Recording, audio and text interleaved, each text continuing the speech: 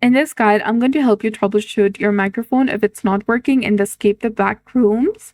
So first, you need to check your microphone in your Windows. Go to your settings. Then after, go to System. Select the sound section from the left-hand side of the screen and speak in your microphone and see if the input meter reacts. This confirms your microphone is working at a basic level. You can also go ahead and select your correct input device before you test your microphone. Configure your microphone in Steam.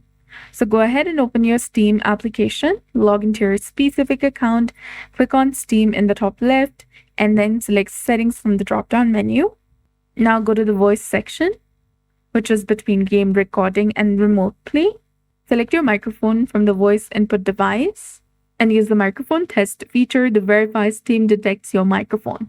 Also go to the voice transmission type and select the one that you prefer. If you have multiple microphones connected, unplug or disable any that you're not using, and this helps Windows focus on your preferred microphone. After that, restart your Steam and computer both, then launch Escape the Backrooms and check if the microphone is now working. So that's it. I hope you found this video helpful. If you did, please like, share, and subscribe. Thanks for watching. We'll see you again in the next one.